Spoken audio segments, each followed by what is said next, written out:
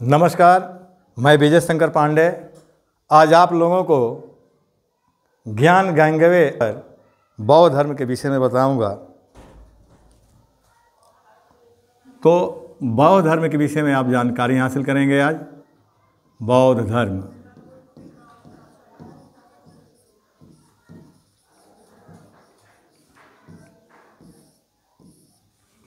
सबसे पहले ये जानेंगे आप कि बौद्ध धर्म की स्थापना किसने किया था।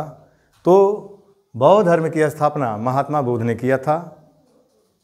उनका जन्म 563 ईसा पूर्व में नेपाल की तराई में स्थित लुम्बिनी वन में हुआ था। बुद्ध का बचपन का नाम गौतम और सिद्धार्थ मिलता है।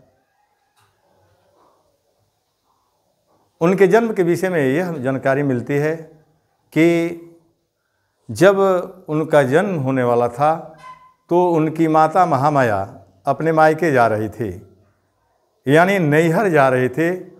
और रास्ते में जब उनकी माता महामाया बरगद की टहनी पकड़ी हुई है, उस अवस्था में अति प्रसव पीड़ा के दौरान लुम्बिनी वन में खड़ी मुद्रा में उनका जन्म हुआ था। जन्म लेते ही महात्मा बुद्ध 7 कदम पैदल चले थे और विद्वानों ने यह भविष्यवाणी कर दिया कि उनकी जो माता महामाया है उनका निधन भी 7 दिनों के अंदर हो जाएगी। ऐसा ही हुआ। 563 में लुम्बिनी वन में उनका जन्म हुआ और उनकी माता महामाया का 7वें दिन निधन हो गया। उसके बाद महात्मा बुद्ध का लालन पालन उनकी मौसी प्रजापति गौतमी ने किया। जब वो 16 वर्ष की अवस्था में हुए तो उनका विवाह जिस कुल के थे, यानी शाक्य कुल के थे, महात्मा बुद्ध किस कुल के थे? शाक्य कुल के थे। उसी कुल की कन्या यशोधरा के साथ उनका विवाह कर दिया गया। लेकिन 29 वर्ष की अवस्था में जब एक दिन अपने राजमहल से बाहर निकलते हैं तो उन्होंने 4 चीज़ों को देखा। उनके पिता का नाम सुधोधन था, जो शाक्य कुल के मुखिया थे, कपिलवस्तु के रहने वाले थे। और सुधोधन अपने पुत्र गौतम के लिए, सिद्धार्थ के लिए अलग अलग ऋतुओं में रहने के लिए अलग अलग महलों का निर्माण कराया था। लेकिन 29 वर्ष की अवस्था में जब एक दिन अपने राजमहल से वे बाहर निकले तो उन्होंने 4 चीज़ों को देखा। एक वृद्ध व्यक्ति को देखा, यानी पहला जो है कि नहीं, एक वृद्ध व्यक्ति को देखा। दूसरा एक रोगी व्यक्ति को देखा। तीसरा मृतक शरीर को शमशान की ओर ले जाते हुए देखा। और चौथा एक सन्यासी को देखा। तो उन्होंने ये सोचा कि क्या हम भी वृद्ध हो जाएंगे, क्या हम भी रोगी हो जाएंगे, क्या हमारी भी मृत्यु होगी। यानी जब देखा उन्होंने तो उन्होंने देखा कि सर्व दुखम दुखम, सब कुछ दुखमय है। ठीक ना, बुढ़ापे में दुख है, रोग होने पर दुख है, अति दुख जो है मृत होने पर है। लेकिन जब उन्होंने एक सन्यासी को देखा था तो प्रसन्नचित मुद्रा में देखा और उन्होंने अपने दिमाग में ले लिया, तो ये सोच लिया, अपने दिमाग के अंदर ये सोच लिया कि क्यों न सन्यास ग्रहण कर लिया जाए। क्योंकि हर आदमी प्रसन्नचित रहना चाहता है, दुखी रहना नहीं चाहता है, दुख से दूर रहना चाहता है। तो उन्होंने कहा कि सन्यास को क्यों न ग्रहण कर लिया जाए। ऐसा उन्होंने अपने मन में विचार किया और उन्होंने 29 वर्ष की अवस्था में बैसाखी पूर्णिमा के अर्धरात्रि में अपनी पत्नी यशोधरा पुत्र राहुल को छोड़ करके गृह त्याग कर दिया, जिसको बौद्ध धर्म में महाभिनिष्क्रमण कहा जाता है। जब उन्होंने गृह त्याग किया तो वे सर्वप्रथम वैशाली गए, नहीं राजगृह, हाँ वैशाली गए। सर्वप्रथम वो कहाँ गए थे? वैशाली गए थे। और वैशाली गए तो वो अलार कलाम के कुटिया में रुके। अलार कलाम ने उन्हें सांख्य शब्दों की जानकारी दिया, लेकिन सांख्य शब्दों की जानकारी से उन्हें, यानी उस ज्ञान से उन्हें तृप्ति नहीं मिली। उन्होंने क्या उन्होंने देखा कि क्या सांग गणनाओं से जो है कि नहीं दुखों से निवारण किया जा सकता है, तो नहीं किया जा सकता है। इसलिए वो राजगिरी चले गए, अनुपीय वन में चले गए और वहाँ जा कर के रुद्रक रामपुत के कुटिया में रुके। रुद्रक रामपुत उन्हें संज्ञा और असंज्ञा का ज्ञान दिया, यानी व्याकरणीय ज्ञान दिया, लेकिन उस ज्ञान से भी दुखों से छुटकारा नहीं दिलाया जा सकता। इसलिए कालांतर में बोध राजगृह अनुपीय वन से उर्वेला बोध गया चले गए और वहीं पर उन्होंने 6 वर्षों तक कठोर तपस्या के उपरांत, यानी उन्होंने 6 वर्ष कठोर तपस्या किया। कहाँ बोध गया?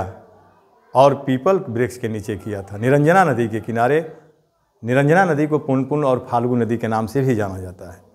उस नदी के किनारे उन्होंने पीपल वृक्ष के नीचे 6 वर्षों तक कठोर तपस्या किया और 6 वर्षों के कठोर तपस्या के उपरांत उन्हें महत ज्ञान की प्राप्ति हुई थी। महत ज्ञान का मतलब वह होता है जिस ज्ञान को पा लेने के बाद शेष ज्ञान नहीं बचता है। जब उन्हें ज्ञान मिल गया तो गौतम सिद्धार्थ को बुद्ध कहा गया, महात्मा बुद्ध कहा गया, शाक्य मुनि कहा गया, तथागत कहा गया, अभिताभ कहा गया। बुद्ध का मतलब होता है प्रकाश। बुद्ध का मतलब क्या होता है? प्रकाश। और तथागत उनको कहा गया। तथागत का मतलब होता है सत्य है ज्ञान जिसका, यानी तपस्या में उनको सत्य ज्ञान की प्राप्ति हो गई थी। शाक्य मुनि इसलिए कहा गया कि वे शाक्य कुल के थे। बोध गया से वो महात्मा बोध सारनाथ आए और सारनाथ का उस समय नाम मृगदाव या ऋषि पतनम मिलता है, ऋषि पतन मिलता है। सारनाथ का उस समय नाम क्या था? मृगदाव या ऋषि पतन। वहीं पर आकर के उन्होंने सर्वप्रथम अपना पहला उपदेश 5 ब्राह्मण सन्यासियों को दिया था, यानी 5 ब्राह्मण सन्यासियों को उन्होंने अपना पहला उपदेश दिया। कहाँ दिया था? सारनाथ, मृगदाव में, ऋषि पतन में। और बौद्ध धर्म में प्रथम उपदेश को धम्मचक्र प्रवर्तन के नाम से जाना जाता है। बौद्ध धर्म में प्रथम उपदेश को किस नाम से जाना जाता है? तो धम्मचक्र प्रवर्तन के नाम से जाना जाता है। और महात्मा बुद्ध सारनाथ में ही बौद्ध संघ की स्थापना किया। ये प्रश्न बनता है कि महात्मा बुद्ध बौद्ध संघ की स्थापना कहाँ किया था? तो सारनाथ में किया था। अब यहाँ से वे राजगृह चले गए और राजगृह जा कर के वह अपना पहला अनुयायी अपनी मौसी प्रजापति गौतमी को बनाया। तत्पश्चात अपनी पत्नी यशोधरा को अपना अनुयायी बनाया, शिष्य बनाया। पुत्र राहुल को शिष्य बनाया, अपने चचेरे भाई आनंद को शिष्य बनाया, मौदगलायन को बनाया, सारीपुत्र को बनाया, उपाली को बनाया। तो इतने लोगों को अपना अनुयायी राजगृह में बनाए थे। यहाँ से वो वैशाली जाते हैं, वैशाली जाते हैं तो आम्रपाली को अपना शिष्य बनाए। फिर वहाँ से सुमसुमारगिरी चले गए। सुमसुमारगिरी आज का मिर्ज़ापुर जिला है, वहाँ चले गए। फिर वहाँ से श्रावस्ती चले गए। श्रावस्ती में उन्होंने अपना सर्वाधिक समय व्यतीत किया था, यानी 21 वर्षा काल व्यतीत किया था। और वहाँ से बुद्ध अपने जीवन के उत्तरार्ध में, यानी अंतिम समय में कुशीनारा चले गए और वहाँ चुंद नामक लुहार के कुटिया में रुके। 483 ईसा पूर्व में चुंद नामक लुहार के कुटिया में रुके और वहाँ शुक्र मदव खाने के कारण उन्हें अतिसार हो गया, खूनी पेचिश हो गया। इसके विषय में यह बताया जाता है कि चुंद नामक लुहार ने उनको शुक्र मदव खिला दिया था। और शुक्र मदव के विषय में विद्वानों के 2 मत मिलते हैं। पहला ये मत मिलता है कि शुक्र मदव का अर्थ होता है सुअर का मांस, और एक विद्वानों का मत का अर्थ ये होता है कि शुक्र मदव का मतलब होता है कुकुरमुता। आज जिसको हम मशरूम कहते हैं उसका हिंदी नाम है कुकुरमुता, उसी को हम आज मशरूम कहते हैं। इसके खाने के कारण उन्हें अतिसार हो गया, खूनी पेचिश हो गया, जिस कारण से 483 ईसा पूर्व में उनका कुशीनारा में निधन हो गया। मरने के बाद बुद्ध को मलों के द्वारा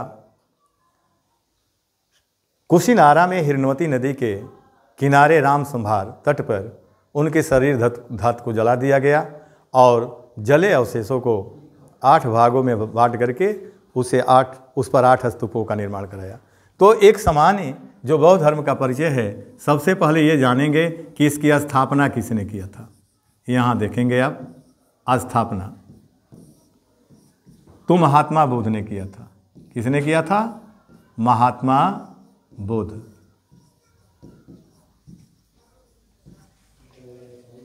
अब इनका जन्म कब हुआ था?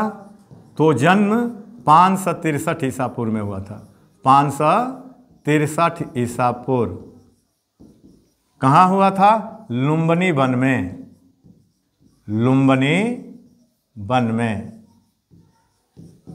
और ये लुम्बिनी वन कहाँ है? नेपाल की तराई में स्थित है।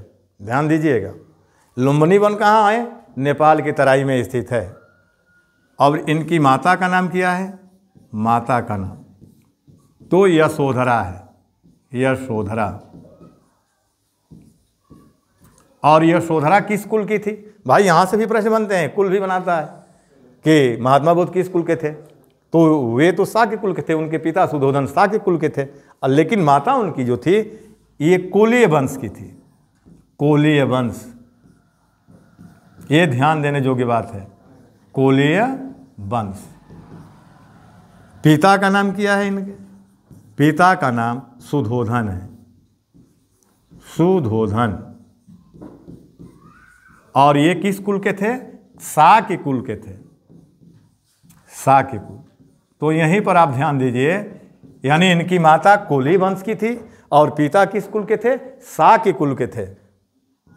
अब इनका वास्तविक नाम क्या था? बचपन का नाम, बचपन का नाम। तो इनका बचपन का नाम गौतम या सिद्धार्थ था। गौतम, सिद्धार्थ।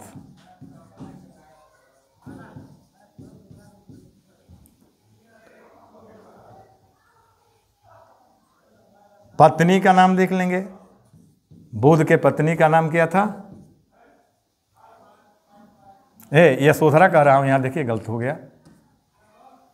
महामाया नाम था इनके। इनकी माता का नाम महामाया। यहाँ थोड़ा सा ध्यान दीजिएगा बाबू। महामाया।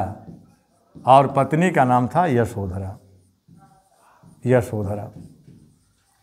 ये भी शाक्य कुल की थी। बुद्ध भी शाक्य कुल के थे, उनकी पत्नी भी शाक्य कुल की थी। माता जो है कोली वंश की थी, पिता शाक्य कुल के थे।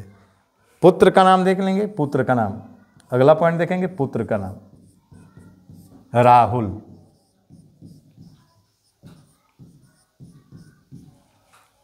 अब यहां ध्यान देंगे, अगला पॉइंट देख लेंगे। गृह त्याग।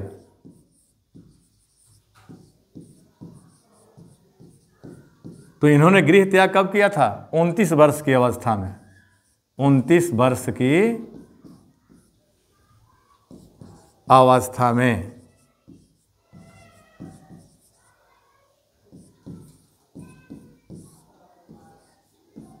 और कब? बैसाखी पूर्णिमा के अर्धरात्रि में। बैसाखी पूर्णिमा की अर्धरात्रि में।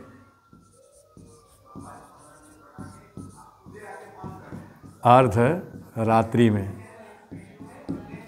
अगला पॉइंट, गृह त्याग को बौद्ध धर्म में किस नाम से जाना जाता है? गृह त्याग को बौद्ध धर्म में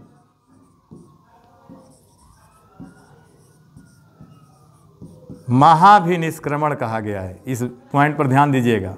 महाभिनिष्क्रमण। निष्क्रमण कहा गया है।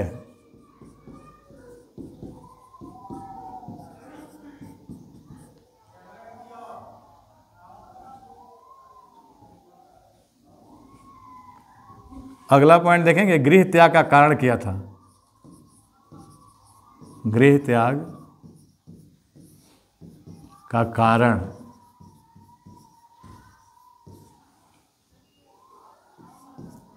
दुखों का निवारण। दुखों का निवारण करना था। क्योंकि उन्होंने 4 वस्तुओं को देखा। एक रोगी को देखा, एक वृद्ध को देखा, मृतक शरीर को शमशान की ओर ले जाते हुए देखा, और एक सन्यासी को देखा। तो उन्होंने देखा कि सन्यासी प्रसन्नचित मुद्रा में है, क्यों न सन्यास ग्रहण कर लिया जाए। इसलिए उन्होंने गृह त्याग किया था। अब यहाँ देखेंगे अगला पॉइंट, गृह त्याग के बाद, गृह त्याग के बाद सर्वप्रथम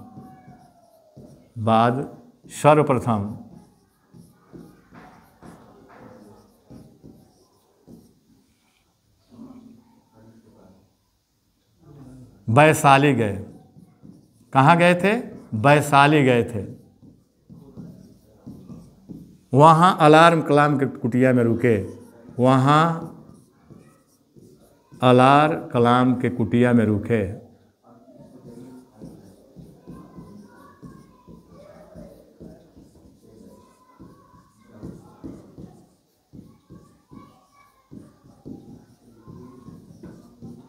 अलार कलाम ने उन्हें सांख्य शब्दों की जानकारी दिया था।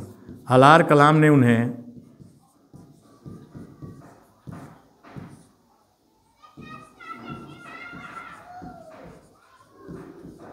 सांख्य शब्दों की जानकारी दिया, सांख्य शब्दों की जानकारी दिया।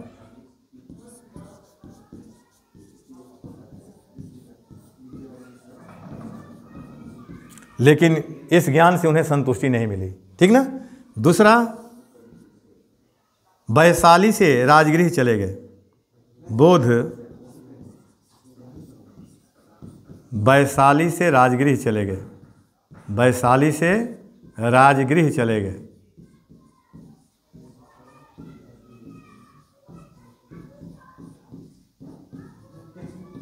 यहाँ वे रुद्रक रामपुत के कुटिया में रुके। रुद्रक रामपुत के यहाँ रुके। यहाँ ध्यान देंगे, यानी गृह त्याग के बाद सर्वप्रथम, यानी गृह त्याग के तुरंत बाद कहाँ गए? सर्वप्रथम वैशाली। और यहाँ अलार कलाम के कुटिया में रुके। अलार कलाम ने उन्हें सांख्य शब्दों की जानकारी दिया, लेकिन इस ज्ञान से उन्हें संतुष्टि नहीं मिली, यानी इस ज्ञान से उन्हें संतुष्टि नहीं मिली। फिर यहाँ से वो राजगिरी चले जाते हैं और यहाँ रुद्रक रामपुत के यहाँ रुके। इन्होंने संज्ञा और संज्ञा का ज्ञान दिया था। इन्होंने क्या दिया था उनको? इन्होंने संज्ञा और असंज्ञा का ज्ञान दिया। असंज्ञा यानी व्याकरणीय ज्ञान दिया।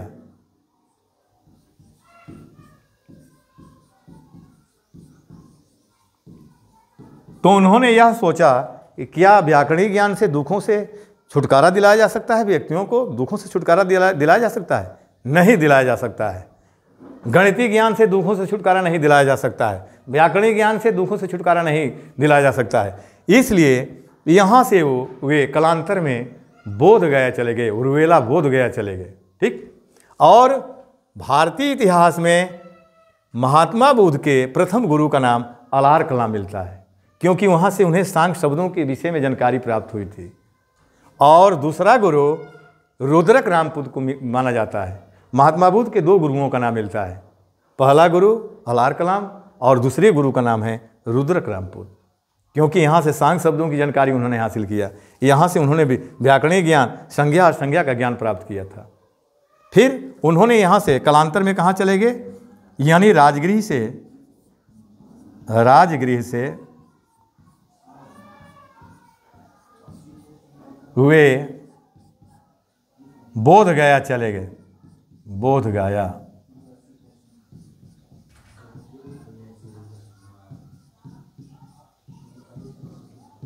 अब यहाँ गए तो इन्होंने कठोर तपस्या, 6 वर्षों तक कठोर तपस्या किया। 29 वर्ष की अवस्था में उन्होंने गृह त्याग किया और बोध गया पहुँच करके उन्होंने 6 वर्षों तक कठोर तपस्या किया। और 35 वर्ष की अवस्था में उन्हें पीपल वृक्ष के नीचे निरंजना नदी के किनारे उन्हें महत ज्ञान मिला था। निरंजना नदी को फाल्गु और पुनपुन नदी के नाम से भी जाना जाता है। अब देखिए अगला पॉइंट देख लेंगे, उन्हें ज्ञान की प्राप्ति। उन्हें ज्ञान की प्राप्ति, ज्ञान की प्राप्ति बोध गया में।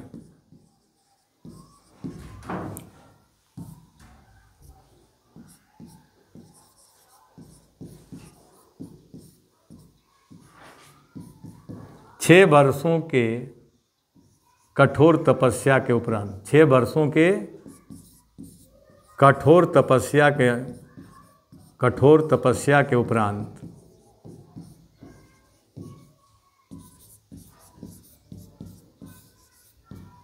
35 वर्ष की अवस्था में, क्योंकि ये भी पॉइंट बनता है कि उन्हें किस वर्ष की अवस्था में ज्ञान मिला था। 35, 42, 40 ऐसे करके विकल्प में रहेगा। तो यदि आप जानते हैं तभी 35 वर्ष लगा पाएंगे, क्योंकि 29 वर्ष में उन्होंने गृह त्याग किया और 6 वर्षों की कठोर तपस्या किया, तो 29 से कितना होता है? 35 वर्ष होता है।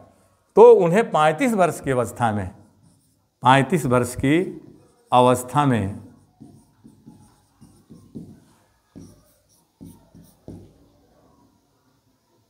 पीपल वृक्ष के नीचे, किस वृक्ष के नीचे ज्ञान मिला था उनको? पीपल वृक्ष। ये भी प्रश्न बनता है। पीपल वृक्ष के नीचे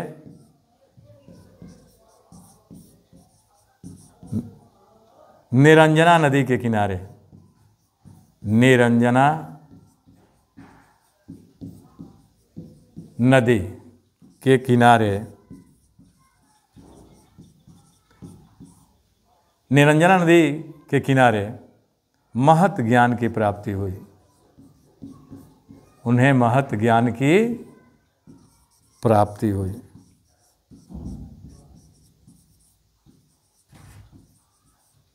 अब देखिए, ये जो निरंजना नदी देख रहे हैं, इसको इस नदी का 2 अन्य नाम भी मिलता है। एक तो पुनपुन मिलता है, पुनपुन, और एक नाम फाल्गु भी मिलता है, फाल्गु।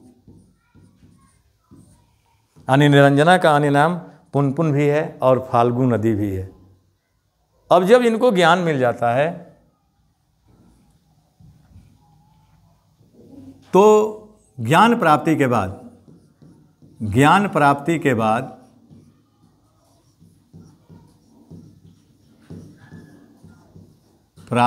बाद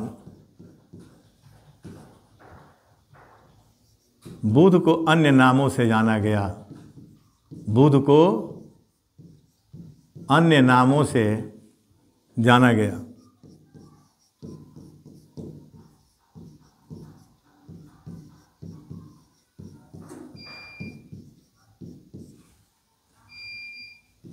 तथागत इनको कहा गया। ज्ञान जब मिला तो इनको तथागत कहा गया, बोध कहा गया, बोध। उसके बाद इनको शाक्य मुनि भी कहा गया, शाक्य मुनि। और इनको अभिताभ भी कहा गया, अभिताभ। देखिए यहाँ ध्यान दीजिएगा, तथागत इसलिए कहा गया कि तथागत का मतलब होता है सत्य है ज्ञान जिसका, अर्थात उन्होंने सत्य ज्ञान, अपने तपस्या में उन्होंने सत्य ज्ञान को प्राप्त कर लिया है, ठीक ना, इसलिए उनको तथागत कहा गया। सत्य है ज्ञान जिसका। और बुध का अर्थ होता है प्रकाश। बुध का मतलब क्या होता है? प्रकाश। और शाक्य मुनि का मतलब, कहने का मतलब ये है कि वे शाक्य कुल के थे, शाक्य कुल के वे मुनि हो गए, ऐसा कहा गया। अब देखिए, ज्ञान प्राप्ति के बाद वे सर्वप्रथम कहाँ गए? ये प्रश्न बनता है कि महात्मा बुद्ध जब बोध गया में ज्ञान की प्राप्ति कर लिया तो सर्वप्रथम कहाँ गए थे? तो सारनाथ गए थे। तो यहाँ लिख लेंगे, ज्ञान प्राप्ति के बाद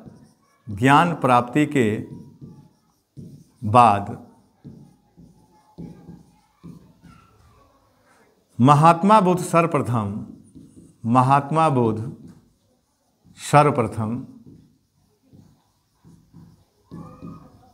सारनाथ गए।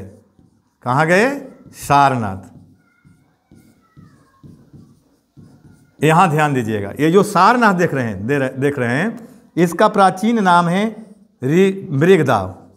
इसका प्राचीन नाम क्या है? मृगदाव। ये उत्तर प्रदेश में है, बनारस डिस्ट्रिक्ट में है, ये बनारस जिले में है सारनाथ।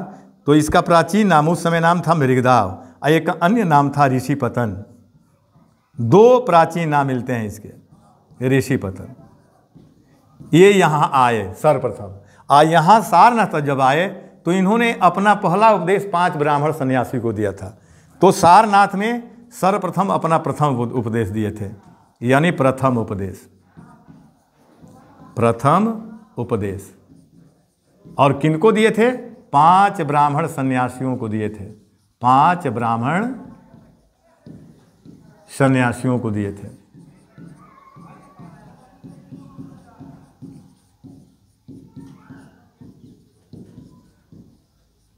ध्यान दें। और प्रथम उपदेश को, यहां देखिए मैं फिर इसको गोला कर रहा हूं। और प्रथम उपदेश को बौद्ध धर्म में क्या कहा जाता है? बौद्ध धर्म में प्रथम उपदेश को धम्म चक्र प्रवर्तन कहते हैं। क्या कहते हैं? धम्म चक्र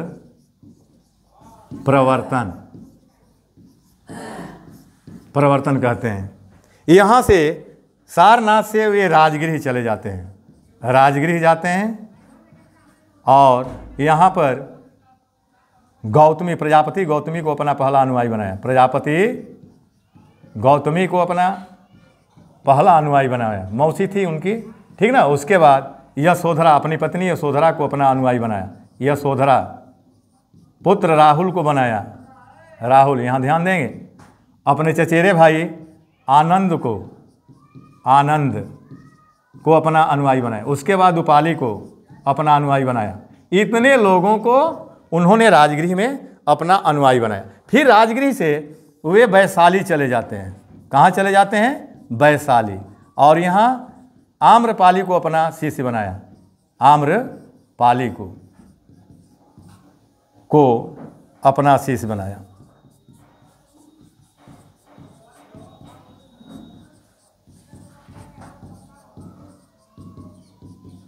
ध्यान दीजिएगा।